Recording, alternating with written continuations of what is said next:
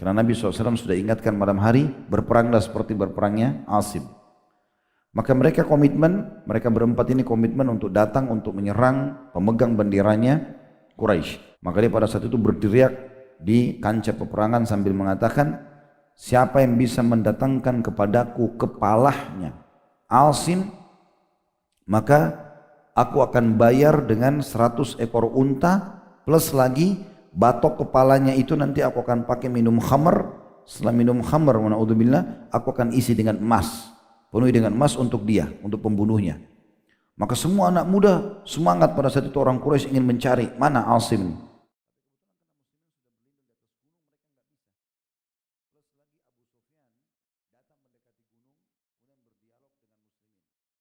Asim bin Thabit radhiyallahu anhu ini bernama Asim bin Thabit bin Abi Aflah. Asim bin Thabit bin Abi Aflah Al-Ansari. Dan dia saudara kandungnya Jamilah binti Thabit, istri Umar radhiyallahu anhu. Jadi ini adalah ipar Umar. Karena saudarinya bernama Jamilah binti Thabit dinikahi oleh Umar.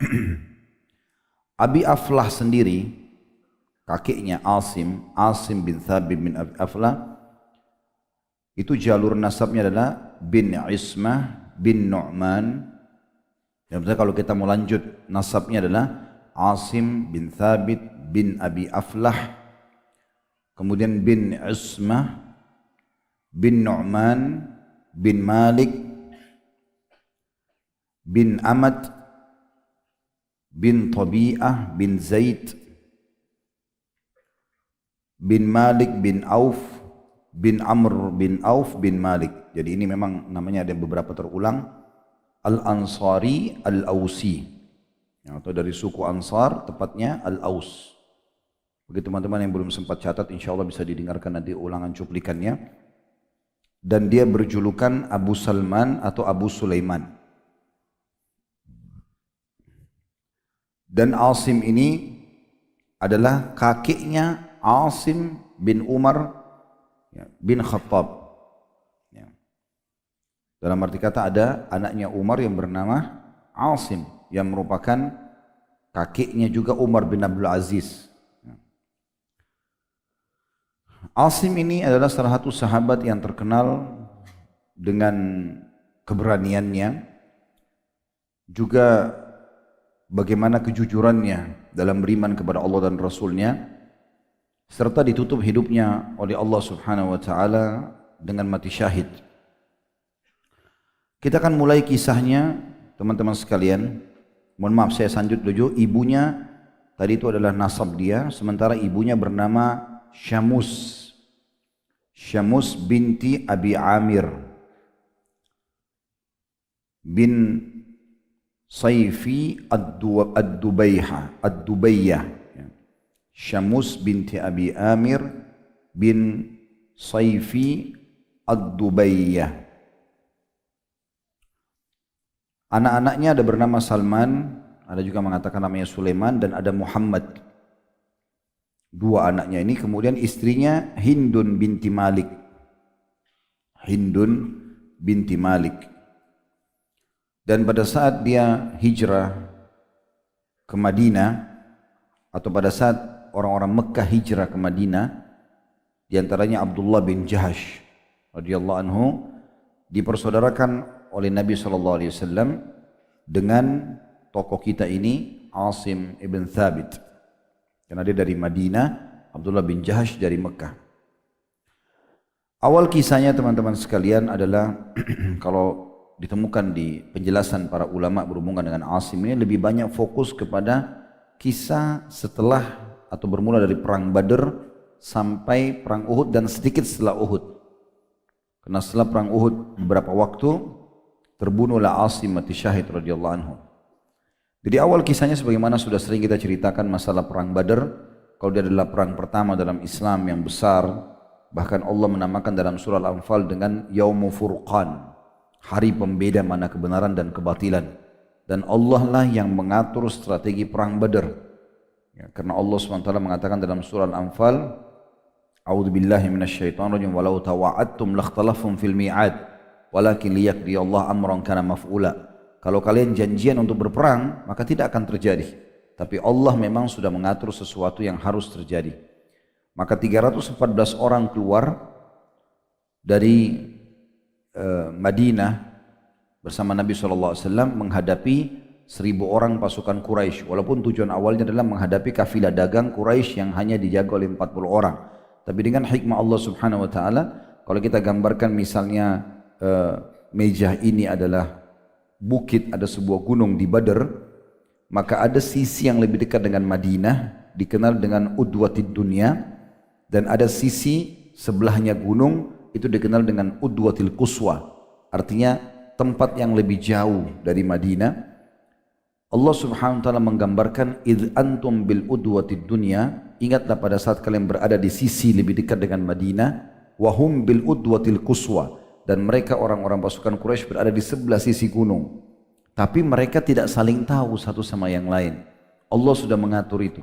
Pasukan Quraisy tidak tahu kalau ada muslimin di sebelah gunung, ya. Pasukan muslimin tidak tahu kalau di sebelah sana pasukan Quraisy.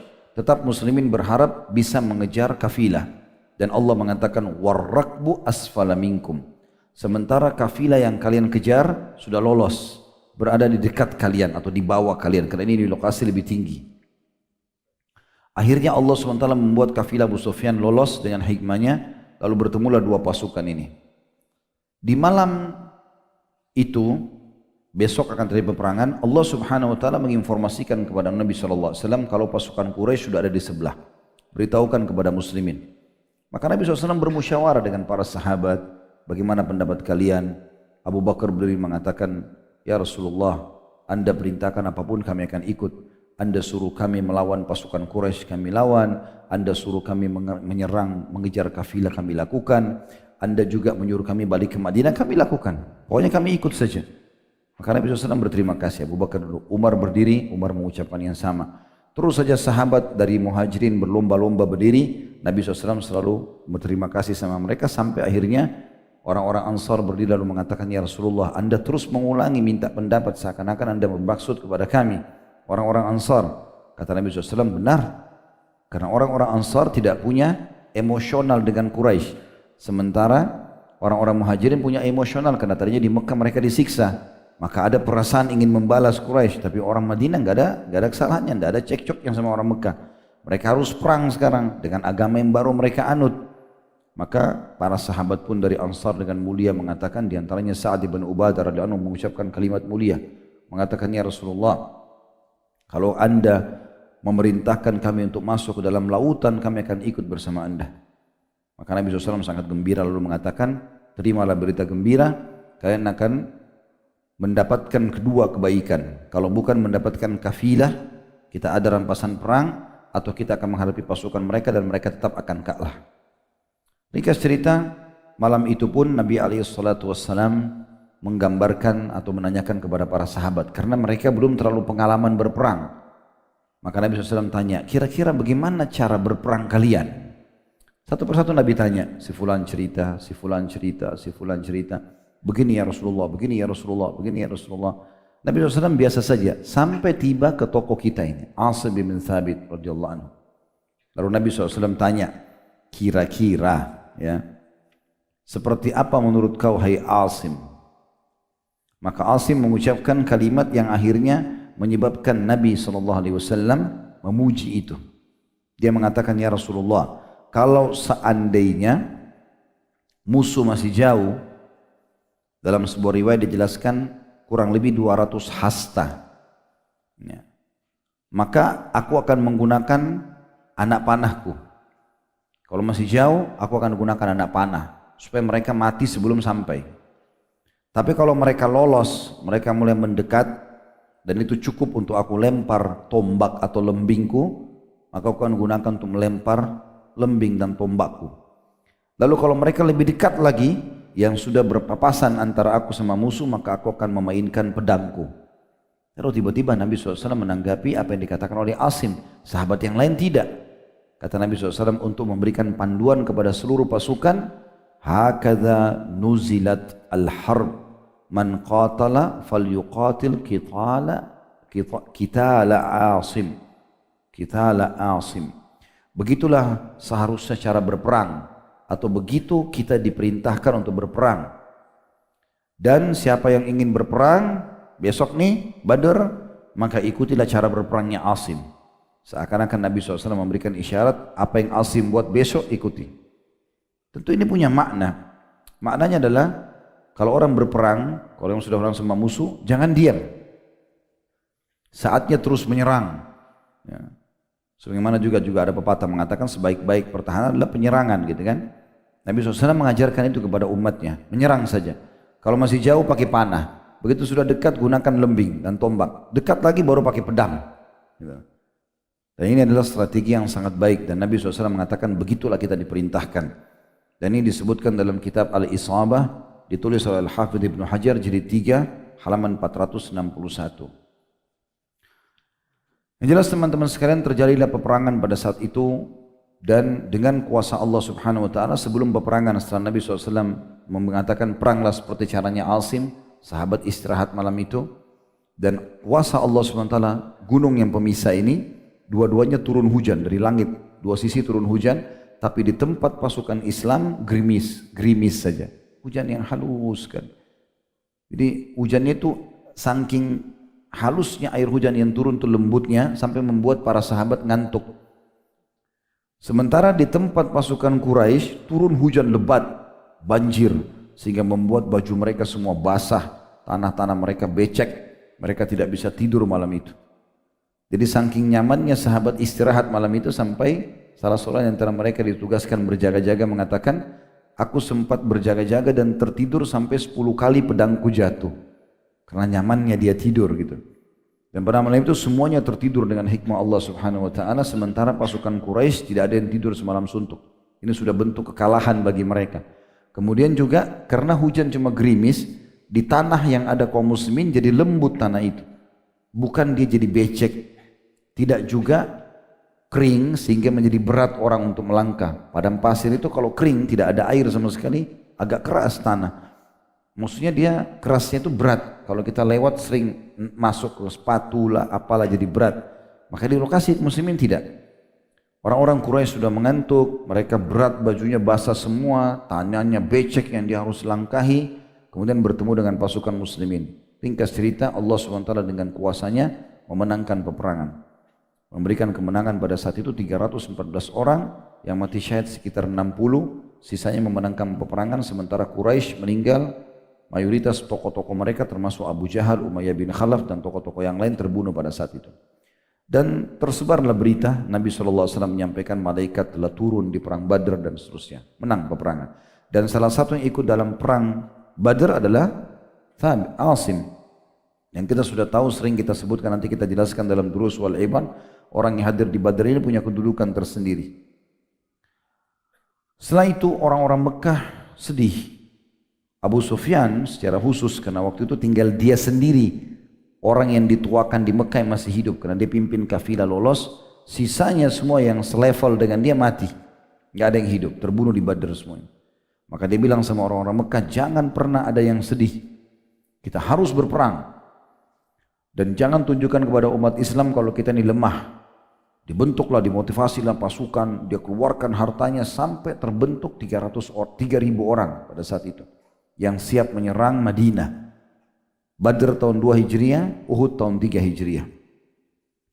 Maka pada saat itu pun Abu Sufyan berhasil motivasi, bahkan istrinya Hindun pun ikut-ikutan, ya, mengajak seluruh wanita-wanita Mekah, baik itu dari para istri ataupun orang-orang yang belum beristri, belum bersuami dari para wanita, untuk datang memotivasi para pasukan, gitu kan? Dengan mereka menari-menari, membawa khamar, memotivasi pasukan-pasukan gitu. Ya, sampai mereka itu melantunkan banyak syair, diantaranya ayo Bani Abdiddar, ayo para pelindung bagian belakang, pukullah dengan pedang-pedang yang terhunus. Jika kalian maju, kami akan memeluk. Atau kalau kalian perang benar, kami akan layani kalian biologis. Dan kami hamparkan kasur-kasur. Kalian akan puas setelah itu, tapi bunuh dulu kaum muslimin. Jika kalian lari, kami akan berpisah. Kami akan pisah dengan perpisahan tanpa rasa cinta. Tidak ada penyesalan. Kami sengaja nanti kalau cerai sama kalian, kalau kalian tidak berperang atau kalian kalah, kami akan pulang cerai lalu kami nikah dengan laki-laki lain biar kalian tambah sakit perasaannya. Jadi kalimat-kalimat yang membuat laki-lakinya termotivasi, seperti itulah kurang lebih. Ringkas cerita teman-teman sekalian, pada saat akan terjadi perang, maka zaman dulu simbol kemenangan ada di bendera. Setiap kali bendera masih ada berarti menang. Kalau bendera sudah jatuh berarti kalah. Hamzah radhiyallahu anhu paman Nabi SAW punya kiprah sangat besar di Badr dan orang yang memang pemberani, bahkan dia adalah trenernya, ya, ahli perangnya para sahabat. Dia mengajarkan bagaimana menunggangi kuda, bagaimana berperang segala macam. Dia mengajak, dia lihat siapa di antara sahabat yang pemberani nih. Ditemukanlah ponakannya sendiri, ada dua orang. Ada Ali bin Abi Thalib dan ada Zubair bin Awam. Abu Thalib saudaranya Hamzah, berarti Ali ponakannya. Kemudian Zubair, ibunya namanya Sofia, juga saudaranya Hamzah, saudarinya Hamzah. Maka dipanggil dua-duanya karena ini pemberani. Dan yang ketiga dipanggil adalah Asim, karena Nabi SAW sudah ingatkan malam hari, berperanglah seperti berperangnya Asim. Maka mereka komitmen, mereka berempat ini komitmen untuk datang untuk menyerang pemegang benderanya Quraisy. Waktu itu bendera tentunya sangat besar ya, tiangnya besar, jadi orang harus yang pegang kekar kuat dan tidak boleh, walaupun angin kencang dia tidak boleh goyang. Kapan jatuh berarti kalah pasukan. Jadi walaupun sisa satu orang, kalau bendera masih berkibar berarti dia masih menang gitu loh. Ringkas cerita, Hamzah lalu menyerang, ada 11 orang dari Bani Abdiddar. Abdiddar ini kebetulan memang suku Nabi Muhammad SAW, salah satu kakek Nabi SAW ya. Dan dia ya, ada 11 orang dari keturunan Abdiddar, bersaudara adik kakak, 10 orang kebetulan. Yang ke-11 itu budak mereka. Semua kekar-kekar bertugas memegang bendera. Sampai Abu Sufyan sempat bilang sebelum mereka tinggalkan Mekah, wahai Bani Abdiddar, kalau bendera akan jatuh lagi seperti terjadi di Badr, maka dari sekarang berikan kami benderanya. Kata Abdiddar, tidak akan pernah sampai kami semua mati. Ya, mereka komitmen. Hamzah pun datang, berhasil dengan strategi ini menyerang pemegang bendera pertama, mati terbunuh. Bendera hampir jatuh, datang yang kedua, pegang lagi bendera, dibunuh. Karena cepatnya serangan Hamzah dan teman-temannya, termasuk Asim, dari semua sisi mereka menyerang, maka ke-11 orang ini mati semua dalam sekejap. Baru pegang bendera dibunuh lagi, pegang bendera dibunuh, sampai 11 orang. Dan setelah 11 orang ini, mereka tidak sangka akan mati semua, tidak ada lagi yang bertugas memegang bendera. Hanya bendera Quraisy jatuh dan kocar-kacirlah pasukan mereka. Ya, sampai-sampai saking kocar-kacirnya para sahabat menggambarkan waktu mereka bubar semua, gitu kan? Maka ditemukanlah pada saat itu kaum wanita berlari di belakang. Dan ada di antara mereka yang menyelamatkan diri ke bukit-bukit. Padahal salah satu prinsip dasar suku Arab atau orang-orang Arab, mereka tidak mungkin meninggalkan wanita mereka. Itu aib. Lebih baik mereka mati daripada perempuannya diambil oleh orang lain, gitu kan. Tapi pada saat itu karena kocar-kacirnya, mereka meninggalkan para wanita mereka. Ringkas cerita teman-teman sekalian, ada di antara orang Quraisy yang cepat menunggangi kuda lari. Ada di antara mereka yang tidak, gitu. Ada di antara mereka yang gugur, gitu kan, yang terbunuh. Nah subhanallah, dengan hikmah Allah subhanahu wa ta'ala, ada satu keluarga yang dia, si ayah dengan 3 anak laki-lakinya, 4-empatnya ini semua mati di tangan satu orang. Itu di tangan Asim ibn Thabit, tokoh kita ini. Tentu ini masyhur kisahnya. Kebetulan setelah penyerangan tadi dan banyak orang Quraisy yang jadi korban, muslimin kurang lebih ada 600-700 orang waktu itu. Tadinya 1000 orang pasukan muslimin yang keluar, tapi 300 orang munafik pulang kembali ke Madinah. Sisa 700 melawan 3000. Waktu awal peperangan menang, maka kocar-kacir pasukan Quraisy, terbunuhlah di antara Quraisy itu kurang lebih ya sekitar pasukan mereka terbunuh hampir 60-70 orang. Sebagaimana juga jumlah muslimin terbunuh 70 orang kurang lebih. Yang jelas teman-teman sekalian, pada saat terbunuhnya orang-orang Quraisy ini, 650 pasukan muslimin berada di kancah peperangan. Dan waktu sebelum mereka terbunuh muslimin ya, mereka akhirnya banyak menjadikan orang-orang Quraisy sebagai korban, terbunuh hampir 70 orang. Tapi di atas bukit pemanah di Madinah, itu ada bukit pemanah, Nabi SAW taruh 50 orang pemanah. Nabi titip pesan kepada pimpinan mereka namanya Abdullah bin Jubair radhiyallahu anhu dan juga sahabat-sahabat yang lain di bawahannya dia, 50 orang, jangan tinggalkan bukit ini, kami menang atau kalah. Ternyata mereka lihat waktu pasukan muslim sudah menang, medan perang sudah kosong, Quraisy sudah nggak kelihatan, sudah menuju ke Mekah. Maka mereka 43 orang turun. Mereka tidak tahu ternyata ada sebuah lembah di sebelah Bukit Pemanah, itu ada 200 orang tersisa pasukan Quraisy dipimpin oleh Khalid bin Walid waktu itu radhiyallahu anhu belum masuk Islam. Lalu mereka manuver membunuh 7 orang pasukan pemanah yang ada di atas bukit, lalu mereka menyerang dari belakang sehingga 650 pasukan muslim ini diserang dengan 200 pasukan berkuda dari belakang, lalu mereka menaikkan bendera kembali sehingga 2000 sekian kembali lagi. Pada saat itu sudah terjadi banyak korban di antara kaum muslimin, kurang lebih 70 orang terbunuh. Pada saat terjadi korban-korban yang banyak, Ali bin Abi Thalib mengibarkan bendera muslimin agar memberikan isyarat mereka berkumpul. Akhirnya mereka berkumpul semua muslimin di dekat bukit Uhud. Nabi SAW suruh mereka semua naik ke atas gunung Uhud. Naiklah pasukan muslimin. Sehingga pasukan Quraisy tidak lagi berhadapan dengan pasukan muslim. Karena pasukan muslim waktu itu sangat terdesak. Rasulullah SAW tidak ingin ada korban lebih banyak. Nah, ada satu wanita dari Mekah namanya Sulafah. Sulafah ini kebetulan dia seorang tokoh Quraisy, orang kaya di Mekah. Suaminya sama ketiga anaknya ikut berperang. Maka dia masuk di kancah peperangan. Waktu dia lihat pasukan Quraisy sudah menguasai medan perang, dia cari mana suaminya. Dia temukan suaminya meninggal, mati, terbunuh. Dia cari anak-anaknya, dia temukan anak-anaknya kebetulan memang disebutkan namanya dalam buku-buku sejarah. Ada Musaffi', ada Kilab dan ada Jullas. Ya. Ketiga orang ini semuanya ternyata ditemukan sama dia terbunuh kecuali satu orang yang tersisa dari anak-anaknya. Kebetulan Jullas yang belum mati tapi semua tubuhnya darah. Maka Sulafah pun mengangkat kepala anaknya ditaruh di pahanya. Kemudian dia mengatakan, siapa yang membunuhmu hai anakku? Siapa yang membunuhmu hai anakku? Maka Jullas karena sudah lagi sakarat tidak bisa ngomong, tapi ibunya terus mendesaknya. Akhirnya Jullas mengatakan, sesungguhnya yang membunuhku adalah Asim bin Thabit, dan dia pula yang membunuh kedua saudaraku. Maksudnya Musaffi' sama Kilab, gitu kan? Maka pada saat itu Sulafah seperti orang yang gila, karena ternyata dia tangkap ketiga anaknya meninggal di dalam Asim, dan kemudian dia juga tangkap berita kalau suaminya pun dibunuh oleh Asim.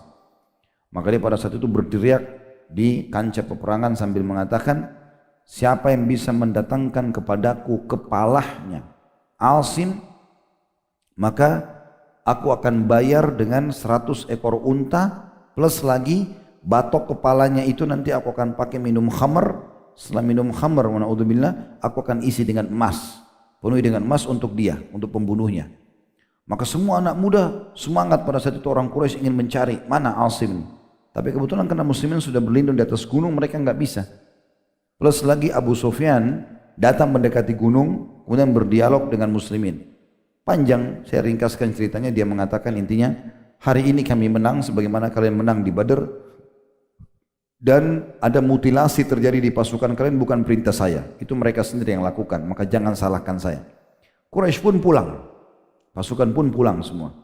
Tetapi informasi tentang dari Sulafah untuk orang-orang Quraisy, dan itu tersebar di seluruh suku Arab pada saat itu yang ada di sekitar Mekah, Madinah, di Jazirah Arab, kalau Asim ini target utama, karena siapapun yang bisa membawa ke dia hidup atau mati, ya, kalau sudah mati pun tinggal kepalanya saja, maka tetap akan mendapatkan 100 ekor unta, plus lagi batok kepalanya setelah dibersihkan, ditaruh emas, ya, dipakai minum khamr sama Sulafah, ditaruh emas, setelah itu maka emasnya dikasih kepada pembunuhnya gitu. Tersebarlah informasi tersebut. Nabi SAW pulang ke Madinah bersama para sahabat dalam kisah yang panjang tentunya tentang masalah bagaimana kekalahan ini terjadi, karena dari 700 ya, pasukan 70 orang terbunuh, sisa 630, dan 630 ini semua luka parah, termasuk Asim sendiri punya luka gitu kan. Sebagian hadis sejarah mengatakan minimal luka pada saat itu di Uhud adalah 2 sabetan pedang. Jadi bukan silet. Kalau siletnya sudah sakit, bagaimana sabetan pedang gitu. Tapi yang jelas kuasa Allah Subhanahu wa taala pada saat itu, Allah ingin menyemangati kembali muslimin. Pulang hari Sabtu malam dengan kekalahan, subuh tidak banyak orang yang sholat pada saat itu karena banyak yang luka, mayoritas pasukan luka. Kemudian Nabi SAW terima wahyu. kalau semua yang hadir kemarin yang buka itu harus datang sekarang. Kumpul lagi, kejar Quraisy dan tidak boleh pasukan baru. Harus yang kemarin. Maka di sini ujian yang sangat berat, luka di badan mereka, minimal 2 sabatan pedang, baru bukan pasukan baru mereka saja. Maka mereka pun pada saat itu semuanya tidak tersisa 630 orang bersama Nabi SAW keluar dan membentuk pasukan lalu mengejar Quraisy sampai ke wilayah Hamrat Asad. Juga kisahnya panjang, teman-teman bisa kembali ke kajian kami di YouTube tentang Sirah Nabawi Hamrat Asad setelah Uhud. Kemudian intinya Nabi SAW tinggal selama 3 hari Hamrat Asad untuk menunggu Quraisy, mereka tidak datang, maka pulanglah para sahabat dalam kondisi gembira. Tetapi tetap saja tadi saya bilang gejolak dari Sulafah ini, wanita yang tadi suami sama anaknya terbunuh besar. Terus saja dia kumandangkan setiap hari di Mekah, siapa yang bisa membunuh Azim, ya, maka akan saya berikan 100 ekor unta dan juga akan saya penuhi batok kepalanya dengan emas. Dan saya akan terus menghina Quraisy selama mereka tidak bantu aku untuk menuntut darah ini. Terjadilah sesuatu teman-teman sekalian, tentu ada At-Tabari berkata tentang masalah ini, iya maksudnya Sulafa akan memberikan hadiah sebanyak 100 unta bagi siapa saja yang berhasil membawa kepala Asim kepadanya, lalu santerlah berita tentang nazarnya itu di tengah-tengah orang-orang Quraisy, karenanya setiap pemuda Mekah pun berangan-angan dapat berhasil membunuh Asim bin Thabit, lalu menyerahkan kepalanya kepada Sulafa hingga terjadi tragedi Ar-Raji' atau Bi'r Ma'unah pada tahun 4 Hijriah. Apa itu Bi'r Raji'? Apa itu Ar-Raji'? Apa itu Bi'r Ma'unah? Apa kisahnya? Jadi ada kisahnya teman-teman sekalian, ada sebagian orang suku Arab datang lalu mereka mengikrarkan syahadat di depan Nabi SAW. Ya. Suku Arab ini tentu berada di dekat Mekah, ya. Dan mereka ini terdiri dari 3 suku yang masyhur, yaitu suku Ra'al, Zakwan dan Usayyah. Ya. Ketiga suku ini datang pura-pura masuk Islam, ada utusan-utusannya, kemudian mengatakan, ya Rasulullah, kami masih baru masuk Islam, kami ingin orang yang mengajarkan kami agama. Utuslah kepada kami orang-orang sahabat Anda yang mahir dalam ilmu agama untuk mengajarkan kepada kami. Maka Nabi SAW pun mengutus 6 orang pada saat itu. Mengutus 6 orang dan menunjuk Asim bin Thabit sebagai pemimpin mereka. 6 orang ini adalah Asim bin Thabit bin Abi Aflah, tokoh kita ini. Kemudian ada Marthad bin Abi Marthad Al-Anawi. Ini yang kedua. Yang ketiga Khalid bin Al-Bukair. Ini juga sahabat Nabi yang mulia. Dan ketiga orang ini mati syahid. Asim ibn Thabit radhiyallahu anhu mati syahid nanti di sini. Kemudian Marthad bin Abi Marthad Al-Anawi. Kemudian Khalid bin Al-Bukair juga sama, tidak mati syahid. 3 yang tersisa itu ditawan. Di antaranya Khubayb bin Adi. Ini pernah kita ceritakan kisahnya pada saat dia dibunuh di Mekah sambil dipanah, dicabit-cabit dagingnya, ya, sampai dia mati syahid. Tapi awalnya dia tidak mati di situ. Nanti akan kita ceritakan bagaimana kisahnya. Kemudian ada Zaid bin Dathna. Zaid bin Dathna. Kemudian Abdullah bin Tariq. Abdullah bin Tariq. Ke-6 orang ini diutus oleh Nabi SAW untuk mendatangi, ya, atau menemani suku-suku tadi agar bisa mengajarkan Islam. Rupanya, tentunya salah satu sejarah menyebutkan, dan juga sejarah menyebutkan ke-6 orang tadi yang saya sebutkan namanya itu diutus oleh Nabi SAW untuk memata-matai sebuah lokasi. Lalu kemudian mereka tiba di dekat suku Hudzail, lalu suku Hudzail berkhianat. Suku Hudzail ini suku induk daripada 3 suku kecil tadi yang saya sebutkan itu, ya, yaitu suku Ra'al, Zakwan dan Usayyah. Maka pada saat itu mereka pun diketahui keberadaannya, lalu diserang oleh 100 orang pemanah, gitu kan, yang berhadapan dengan 6 orang sahabat ini.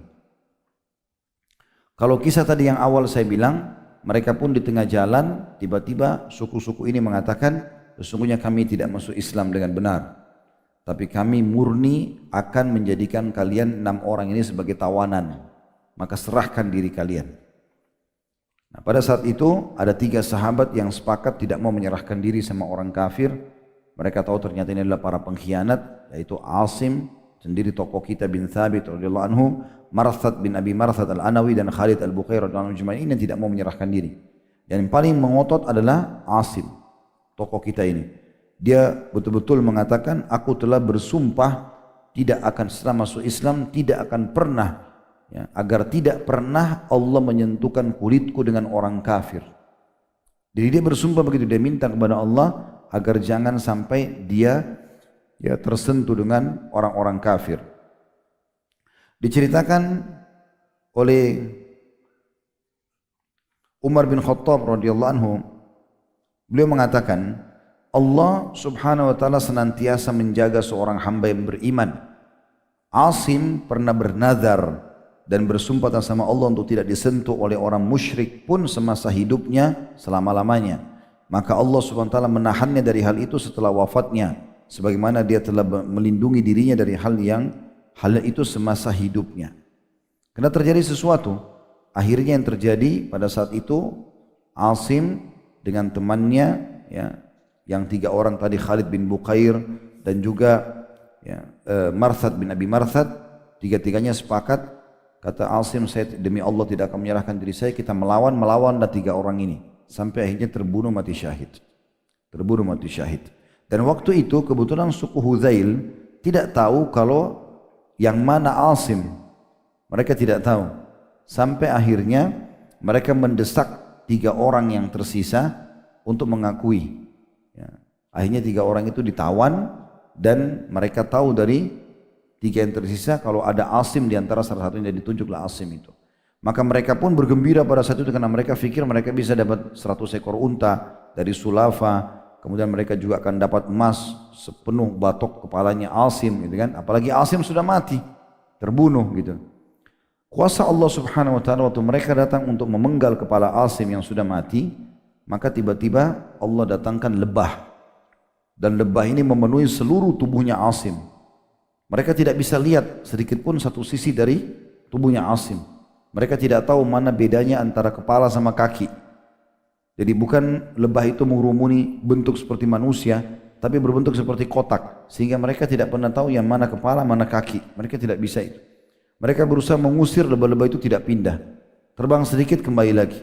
Jadi mereka tidak pernah tahu. Maka mereka berkata satu sama yang lain, biarkan dulu sampai sore. Mungkin nanti lebah-lebah ini akan pergi. Pada saat tiba sore hari, Allah datangkan banjir yang besar di lembah itu, kemudian membawa jenazah Asim radhiyallahu anhu entah kemana kuasa Allah subhanahu wa ta'ala. Akhirnya hajat dia sebagaimana Umar bilang tidak pernah lagi disentuh oleh orang-orang kafir. Disebutkan oleh penulis, ada saya bacakan juga riwayat sini, ketika terjadi tragedi Raji atau Bi'ir Ma'una, Rasulullah SAW mengirim 10 orang mata-mata dan mengangkat Asim bin Thabit al-Ansari sebagai pemimpin mereka. Asim merupakan kakek dari Asim bin Umar bin Khattab radhiyallahu anhu. Lalu saat sampai di Hiddah yang terletak antara Usfan dan kota Mekah, mereka terlacak oleh warga Bani Huzail yang dikenal dengan Bani Lihyan. Lalu mereka melacak jejak Asim dan sahabat-sahabatnya dengan pasukan yang berjumlah hampir 100 orang pemanah hingga menemukan tempat makan kurma mereka di sebuah rumah yang mereka singgahi. Lalu mereka berkata, ini adalah kurma Madinah atau Yathrib. Lalu mereka menelusuri jejak Asim dan para sahabat. Tak kala Asim dan para sahabat merasakan keberadaan musuh, mereka berlindung ke sebuah tempat. Lalu musuh mengepung mereka seraya berkata, menyerahlah, lalu serahkanlah tangan kalian, dan kalian akan mendapatkan jaminan dan perjanjian bahwa kami tidak akan membunuh seorang pun dari kalian. Lalu berkatalah Asim bin Thabit, wahai sahabat-sahabatku, secara pribadi aku tidak pernah mau menyerah untuk mendapatkan perlindungan seorang kafir pun. Kemudian ia berdoa, ya Allah, beritahukanlah hal ini kepada Nabi kami Muhammad sallallahu alaihi wasallam. Lalu musuh menyerang mereka dengan lesatan anak-anak panah. Mereka berhasil membunuh Asim, lalu 3 orang dari sahabatnya menyerahkan diri untuk mendapatkan jaminan dan perjanjian. Di antara mereka ada Khubayb dan Yazid bin Ad-Dathna dan seorang laki-laki lagi. Asim pada saat itu teringat nazarnya Sulafa, lalu ia melepaskan pedangnya seraya berkata, ya Allah, sesungguhnya aku melindungi agamamu dan membelahnya, maka lindungilah dagingku dan tulangku dan janganlah engkau biarkan seorang pun dari musuh-musuhmu menjamaku. Ya Allah, sungguhnya aku telah melindungi agamamu di pagi hari, maka lindungilah jasadku di sore hari. Ibnu Ishaq berkata rahimahullah, seorang ahli sejarah tentunya, tak kala Asim dibunuh, orang-orang Hudzail ingin mengambil kepalanya untuk dijual kepada Sulafa binti Sa'ad. Namun mereka tertahan oleh sekumpulan lebah. Tak kala serangga itu masih mengelilingi Asim atau menghalangi mereka dari Asim, mereka berkata, biarlah dulu hingga sore hari, serangga itu pasti pergi, lalu kita mengambilnya. Namun Allah SWT kemudian mengirimkan air bah, lalu mengapit Asim dan membawanya pergi. Asim sebelumnya telah memberikan janji bahwa tidak akan ada seorang musyrik pun menyentuhnya, dan ia selamanya tidak akan menyentuh orang-orang musyrik pun karena mereka najis dalam pandangannya. Ibnu Sayyid Nas dalam kitabnya Al-Maqamat Al-Aliyah fi Al-Qaramatil Jaliyah tentang keramatnya orang-orang saleh, dia mengatakan Allah Subhanahu wa taala telah memberikan janji bahwa Asim tidak akan menyentuh seorang musyrik pun. Penjagaan Ar-Rahman telah melindungi Asim dari sentuhan telapak tangan dan jemari musuh dengan sekumpulan lebah lalu dengan air bah dalam sebuah kematian yang sangat mulia. Ia lalu diseret oleh air bah sejauh-jauhnya dan dibawa ke tempat yang mereka tidak tahu sama sekali. Kata penulis, Allah SWT telah menjaga kepala Asim yang mulia itu agar tempurung kepalanya tidak digunakan untuk meminum arak. Ia telah melindungi agama Allah, maka dia pun melindungi jasadnya. Pada saat berita itu sampai kepada Nabi SAW, kuasa Allah SWT. Jadi Asim ini termasuk nanti kita sebutkan salah satu keutamaannya beliau adalah mustajab doa. Ada dua doa yang masyhur yang mustajab. Yang pertama pada saat mereka akan diserang oleh suku Hudzail tadi yang berkhianat atau Bani Lihyan, maka dia berdoa agar berita ini disampaikan oleh Allah SWT kepada Nabi SAW dan Nabi dengar itu sampai wahyu kepadanya. Kemudian yang kedua, agar jasadnya tidak disentuh oleh orang-orang musyrik. Allah SWT selamatkan jasadnya dengan pelindungan lebah dan air bah tadi. Seperti itulah. Diriwayatkan dari Anas radhiyallahu anhu, beliau berkata, Rasulullah SAW mendoakan kebinasaan atas orang-orang yang telah membunuh para korban Bi'r Ma'unah selama 30 hari. Mereka adalah suku Ra'al, Zakwan dan Usayyah yang telah durhaka kepada Allah dan Rasulnya. Jadi pura-pura masuk Islam tadi. Allah SWT juga telah menurunkan ayat Al-Quran yang dibaca berkaitan dengan mereka yang dibunuh di Bi'r Ma'unah itu. Kemudian ayat tersebut terhapus. Ayat tersebut berbunyi, Ballighu qaumana an kad laqina rabbana faradiya anna wardina anhu. Artinya ini pernah ayat turun kemudian terhapus secara tilawah dan hukum gitu ya. Sampaikanlah kepada kaum kami bahwa kami telah bertemu dengan Rabb kami dan dia ridho terhadap kami dan kami pun ridho kepadanya. Jadi ayat turun kepada Nabi SAW yang menceritakan tentang perkataan Asim dan teman-temannya yang terbunuh mati syahid.